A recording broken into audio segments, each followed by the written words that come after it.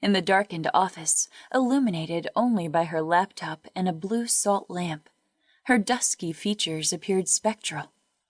She flicked back a raven strand of hair that trailed from her messy topknot and reviewed the information displayed on the membership form. She was one click away from stepping into a realm where her every fantasy and desire could finally become reality. At first, it was simple curiosity that led her to browse a variety of spanking and discipline sites. Though she expected to be shocked and aroused, what she discovered actually surprised her. It was far more than titillation, but rather glimpsing into a world veiled in seductive mystery. For Michaela, it had become a journey of self-discovery. She was far from isolated in her attraction to the world of discipline.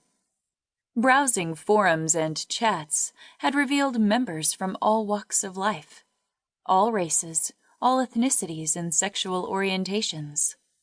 Conversations broached every subject and were often graphic. And it wasn't unusual for her to spend hours reading and responding anonymously.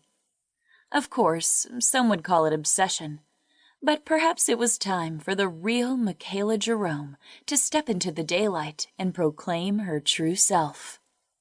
But who was that self? Who was she becoming beyond the sultry mixed-blood face she gazed at in the mirror? A passing car distracted her. She glanced at her phone.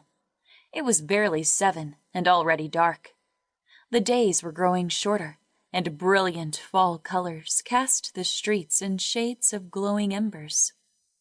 Autumn was her favorite season, but not even the prospect of Halloween haunts, pumpkin spice lattes, or costume parties excited her anymore. She sighed.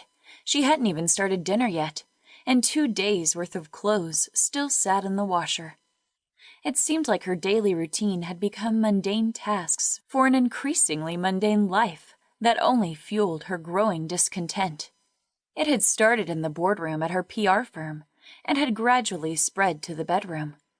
Michaela considered her upbringing, particularly during school.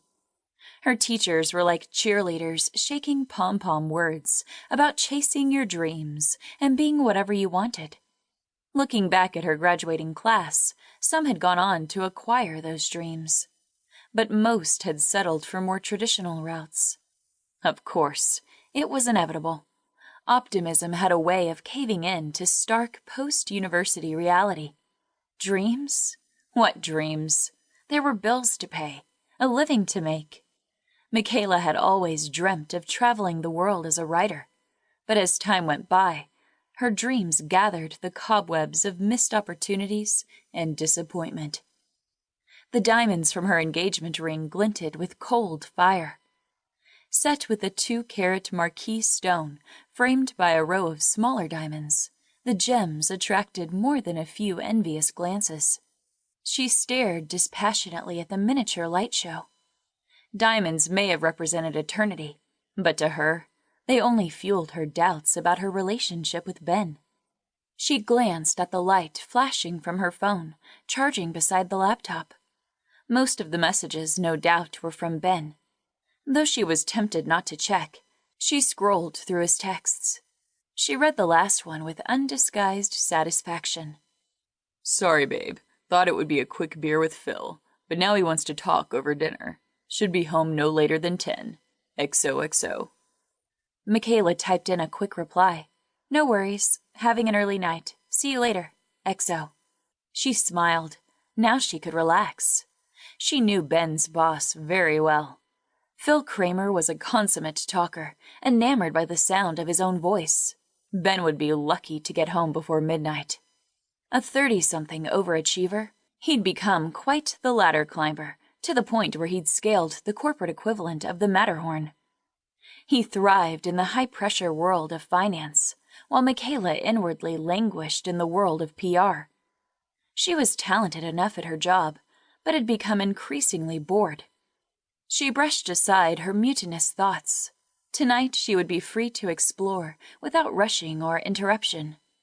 Perhaps it was time not only for her to fill that growing void, but to settle the issue of her disenchantment.